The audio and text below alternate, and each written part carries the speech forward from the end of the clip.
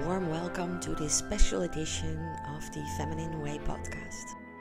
Okay, we're live, meeting the fabulous Stina Stjarstrom about feminine stuff at her performance at FEMINAR coming up. Share on your timeline, and we are live. Let me see if it's there. Okay. I love technology. We can basically do everything we want. It's so, we're here. Okay. So now I go back to our Zoom. Yeah, we're still here. Hello, hello. An official welcome for this, shall I say rising star or shall I say already star? I don't know. It depends, I guess, on the topic. Yeah, okay. Well, let's just, everyone can decide by themselves at the end of the conversation if she's a rising star or she's already a star or she's like whatever. Hey, beauty. Hey, darling. Thank you for making time. Thank you for being here with me. Let me just disconnect the other programs so we don't have any beeps. Uh-oh. No, I don't have beeps. Yeah, thank you. Thank you for including me in this. I'm super excited. I'm also super honored that you asked me to join this. Super exciting. The honor is completely on my side because, well, I invited you because you belong on a stage. That was my first feeling. And I have rarely met someone who shines so brightly from inside out. Wow. Or just the moment I saw you, I was mesmerized by your radiance. You are the example of shining from inside out no matter what. Oh. Yeah. That's really what I feel when I see you and when I'm with you, and this is also the reason why I wanted you to be a part of us, of my life, of women on stage, and to share your light, because I'm curious to hear, and that's what we're going to find out today. Like, is it really a natural gift, or do you it takes a lot of efforts for you to be like that? Did you learn it? You were born like that? Did it shift over the years? I'm sure. Well, I'm very curious to hear that from you. And this is what I want to share with our audience today. So what can you expect from us today is learn a little bit more about Stina. She's living in Amsterdam. She has an amazing family. Also, that on her own is a story worth, maybe she will share about it. And then she will have a very special place at FEMINAR coming up because she's one of the artists and she's going to perform. So she's going to share about that. She's going to share about her journey. Like, was she born as a radiant light, or is she going to share her secrets with us? Ooh, that's going to be exciting. Of course. Okay, that we love. And we're going to share a bit about the program, which day she's performing, etc. So it's going to be worth listening and being with us. So very warm welcome. All right, super nice. Thank you. Yeah, I think it's not a hard effort for me to come. I think I wake up with a smile on my lips usually, and it's not like I haven't been through hardship or trauma in my life. Of course, everything goes up and down, and it's harder some days too. But usually, I take on life with an interest and a smile, and it didn't used to be like that. That is something that I have kind of learned over the years, or maybe it was inside me all the time, but I have been able to master up the courage to always have this with me, carry this smile or carry my interest of something, because that's the thing, I guess. And was it a particular point in your life that you chose to do so? Was it a live event, or was it gradually evolving and it was just there all of a sudden. Yeah, but I think also I've been very like I have a positive look on life. And I think that's something that kind of came in. It was there. And that has actually helped me a lot during hardship and you know, tougher times in life. To try to shift it, to try to learn from everything that comes in your way. To so yeah, but I think I have refined it, and I become more at ease with myself as I grow older and get to know myself, and to try to become my best friend. And I can describe my idea around that as well. But that also gives me like it's easier to meet someone or meet the world with a smile if I feel at ease with myself. The days I feel at ease with myself and I feel confident or have the courage to do so. Well, you know what they say, you know, when women want to find their beloved soulmate, man, partner, then first become that person you would fall in love with yourself. Yeah.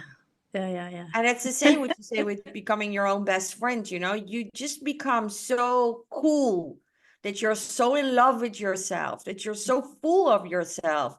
I mean, we used to call that egocentric but it has nothing to do with that. You just become that person your man is going to be crazy about, but also like you're going to be crazy about. And that makes it nicer to like yourself, easier to like yourself, easier to love yourself. And when you bring that love and radiance, and that's what you do, no?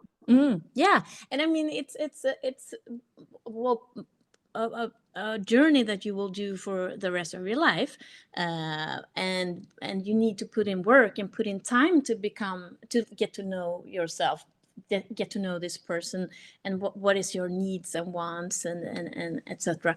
And it's also I would say also very important to be a bit forgiving to yourself, because as you go along to get to know a person, you go through different stages of like revelations, or you find things, and sometimes you find things that you're like, don't really don't like that part that I just discovered about myself. Can I do something about it? Can I change it? Can I analyze it? Why am I doing this way? Can I take it with me and just develop and try to take the next step to become a better person? Yeah. You know, it's like what you say with when you have a best friend, that best friend, when something really good happens to you, or you perform really good, you do something really good, that friend will stand there and like cheer you and say, you are so great, you're amazing, yay, I'm so happy for you. That is also very important to do to yourself by becoming your own best friend. But also this best friend, when something bad happens to you, when something that you fail, or you know, something bad happens, that same best friend will say, that wasn't that bad, that's nothing, stand up again, come on, come with me, I'll support you, I'll give you my arm here too. So that is also so important, to be a bit more forgiving to yourself. I mean, we're humans, we're not perfect, we do Far from that, things far from that. all And the time. it's very, I love what you say, because basically when you are able to give that all to yourself, so cheer up yourself, giving yourself, celebrate yourself, but also support yourself when needed, then you're not so eager and needy to look for it outside and depend on your friends or lover, or you know, we become this, women can sometimes have that, we become these needy animals, Mm, mm, sucking the energy out of the other person. mm, But like you just explaining, when you become your own best friend and you're able to cheer and celebrate yourself, but also support when needed, Yes. Yeah. make Yeah, sure that your cup exactly. is always full. Yeah. Yeah, and also you have to understand that the only one that can make you happy is you, or what is happy, but the only one that kind of can take control and choose, make the choices in your life, that's you, and that's a huge responsibility, and you cannot put that on someone else, even if you have a partner. Me and my partner, we talk about this a lot, like what are we actually allowed to put on the other person, Yeah. and what do we have to take care of ourselves. This is my responsibility, I cannot put this on you. No. I have to relieve you from this. Like there's always like this Yeah. very important symbiosis in that. This is a very important topic. A lot in this topic, I wish I knew 20 years ago. Yeah. Oh yeah. Me too. I wish I knew, because pointing to the man, you're not doing this, you're not giving me that, and basically it's, hey, I was not taking care of myself, I was not Oh yeah. making sure my cup was full, I was not filling up, expanding my heart. Yeah. And relating becomes so much more easy when you implement this. I mean, when I started to do this and share this with my women and my clients, life became way more joyful. Yes. Yeah. Hey, but Stina, I Mhm. mean, for sure, when people are listening and they're like, wow, sounds like a perfect woman. She's born like that with her beautiful smile, the blonde hair. She looks amazing, living in Amsterdam with her family. Hey, tell us, how did you overcome that struggle? What did you do? Okay, you made a choice to basically make the transition to being curious and smile and have interest for life. But Yeah. where was your dark shadow part? Oh yes, I would say it's a few clear situations in my life that actually have shaped me, that I really think about, and my mom, who was such an inspiration to me in life, she was also an expert in the enjoyment of life. Like she could really enjoy the small things. She loved traveling, she loved uh, reading about everything, and she had huge knowledge about so many things in life. And she suddenly passed away quite young from cancer. This is like 12 years ago. And at that point, when this happened, I was at the top of my career then. And I have to say, oop, oops, I hear someone. And at the point, I was in this position in my career. I had done a few really major projects. I'm a civil engineer and an architect, and I was also in a leading position in a company that was quite big. I was working all the time, and I actually felt that my life was really kept in this box. My self-worth wasn't really something I even understood the word. My self-confidence was based on the fact if I performed as in my work. So all the confirmation I got was from the work that I did, which is a very really not a good way of getting your confirmation from a highly volatile world around you. And suddenly then and there, she passed away from cancer. And I was put in the question of, what am I doing with my life, and the fact that you don't know how much time you have. No. So that was a wake up moment for you. There was a wake up moment for me, for sure. And from then, I kind of took her legacy of being this Yeah. expert to maximize her enjoyment of life. And I started a journey myself to try to find this small bits and pieces here and there to try to change my life, and to shift. Yeah, beautiful. You know, we have so many similarities. I mean, we're born in the same year. Yeah. My mom passed away exactly same like 13 years ago. Yeah. And I was at the top of my career and I couldn't continue anymore. Like same. Very interesting. Yeah. Yeah. Yeah. So we're gonna provide you a stage during FEMINAR because we really think that your light, your radiance should accumulate over the world. You know, FEMINAR was born to be that magic field where talented women like you can take place, and thousands and thousands and thousands of other can have the opportunity to be inspired by you, to listen to you, to see you, to touch you, to be with you, to dance on your beats, because you're gonna bring music. Yes, I am. Stina is a very talented DJ. Oh, I mean, wow, this is also something that I had the courage to take up again.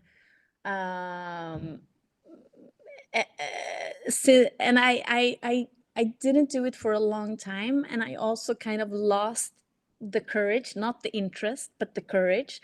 But then, as a part of this journey and this transformation for me to kind of shift my own insecurities, to shift my questioning myself, are you actually capable of doing this, doing that, instead shift it out and ask myself, what's my interest, what do I want to do, what do I want to look at. And then I just realized that I've always loved this. And I was introduced by a friend. This is when I'm 20, to vinyls, and he was a vinyl DJ, super, super, super good vinyl DJ. And he actually brought me on this journey then.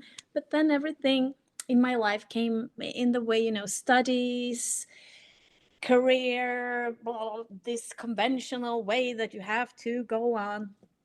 And now, as this is like 25 years ago, and now when I'm in this part of my life, I just find, or I take the space, I create the space for it to come back to it. So I did that just a few years ago, and it's actually grown a lot for me. Wow. So yeah. And this is so beautiful, you know.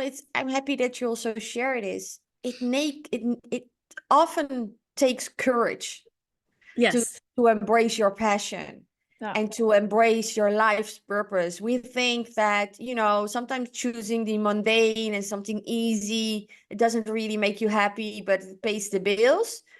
And then when you move and you make your transition into your life's purpose and your passion and the things you dream of, you need to take a decision. You need to have courage and perseverance to make it happen. Yeah. Oh yeah.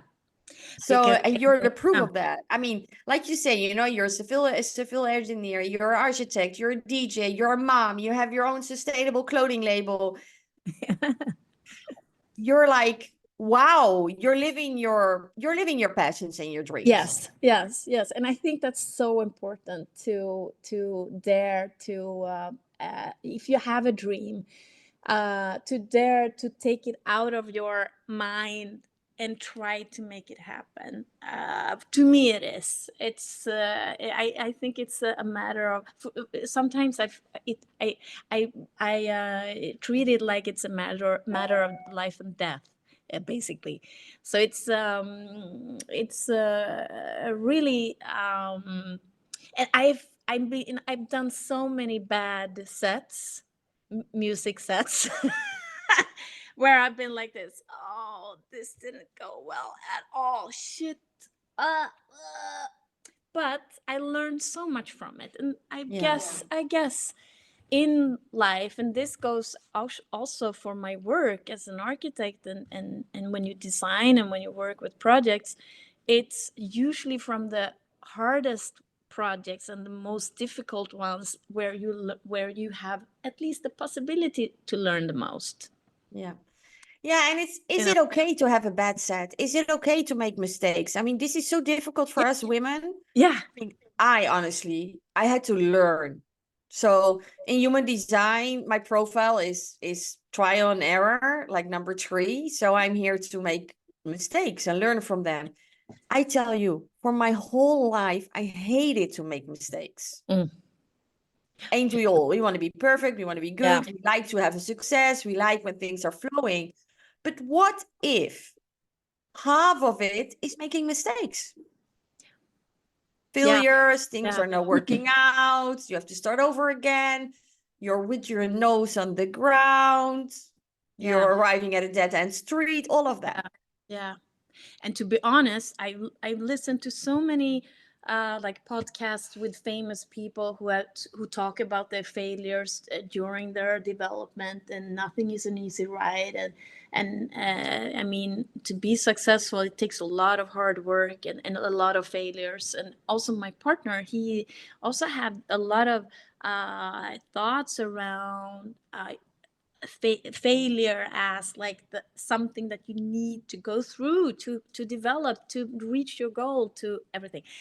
So I now do it, but I still think it's super hard. But Yeah. I realize that I have to go through it so that I can reach my goal. So it's not that I'm used to it to fail now. I think it's still, I can think about this certain set that I played a while ago, and that I failed, and I'm still like, oh, as soon as I think about it, I'm like, ouch, it hurt.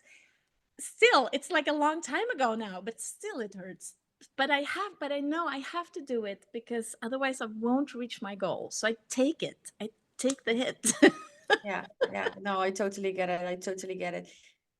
And yesterday I had a very interesting conversation about it, because you can see it as trial and error and like failure and success.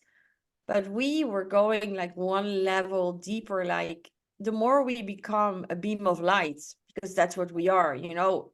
We used to think that light workers was some spiritual woo-hoo stuff, but basically most of us women, and especially women who are attracted to us and attracted to come to FEMINAR, they know they're here to shine a light, whether you're a mother, you're a DJ, you're an architect, you're a nail stylist, you're a CEO of a company, but you're still the beam of light.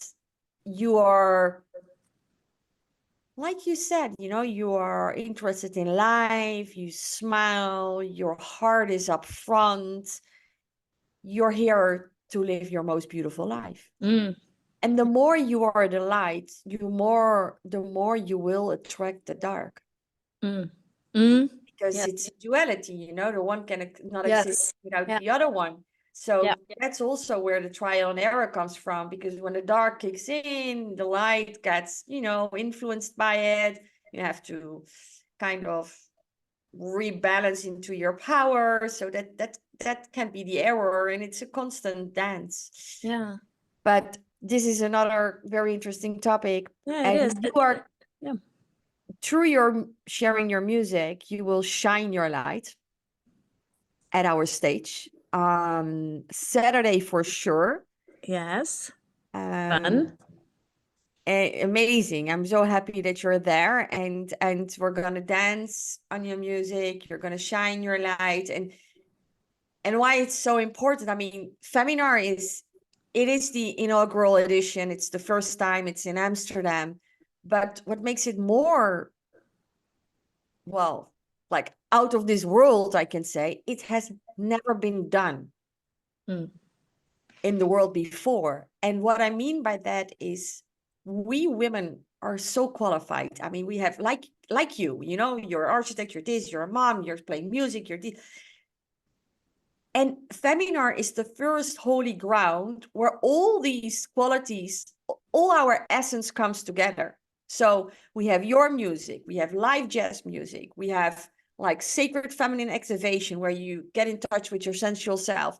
We have lectures about money, about healing the feminine wound, about your nutrition, about, well, basically all the interest we have as a woman.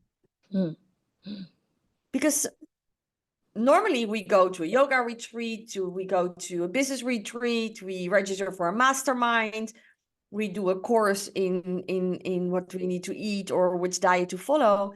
How to buy stocks, how to financially plan something. Yeah.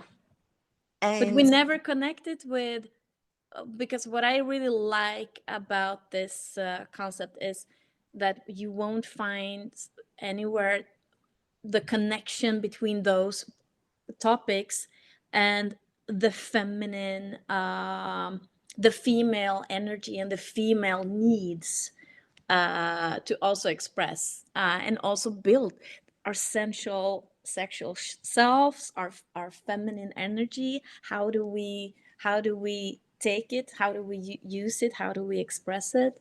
I really think it's such a unique situation. totally, I couldn't have said it better. So yeah, that's what it is. And all these women who are interested in all, embracing all our needs and all our choices and all the, well, basically all the gold there is out there, most of us are only tapping into just a little part of what is possible. Mm.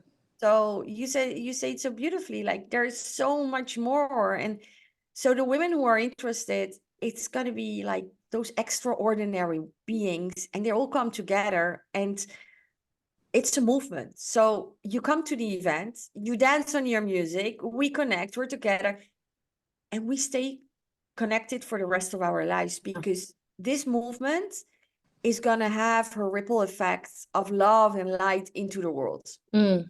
Yeah. Because when we become more of ourselves, like more self-love, more confidence, more shining, like radiant like you, we can rule the world. Yeah, we become the powerhouses that we are. Yeah, That's it. for That's sure. it. That's it. Yeah. We become the powerhouses we are. Mm. So if Mm. you're listening or watching us and you're like, I need to be there. So it's March 9 and 10. It's in Amsterdam in Hotel de July. I mean, the venue on our own is already Super nice. outstanding. It's like colorful. People are super nice. It's at the lake, at the waterfront. And we're going to have a beautiful space where we're going to play for 2 days. So you're very welcome. Thank you, Stina, for your time. Thank you, I'm darling. looking forward to Yes. start this adventure with you. It's going to be so much fun. And travel the world. This is the first edition. I mean, in my vision, we're going to bring FEMINAR all over the world. So how cool that you can say, hey, I joined the first one. Yeah. Yeah. Super excited. I'm going to prepare such a great set. I'm so excited to do this. I'm looking forward. Thank you for your time, sweetheart. Thank you for being here. Thank you for being such an example. I mean, you light up my world, and I'm sure you light up world of many others. And at FEMINAR, it's going to be many, many, many other women. So thank you, thank you, thank you. Until we meet again. Yeah. Thank you. Bye, love. Bye. Ciao.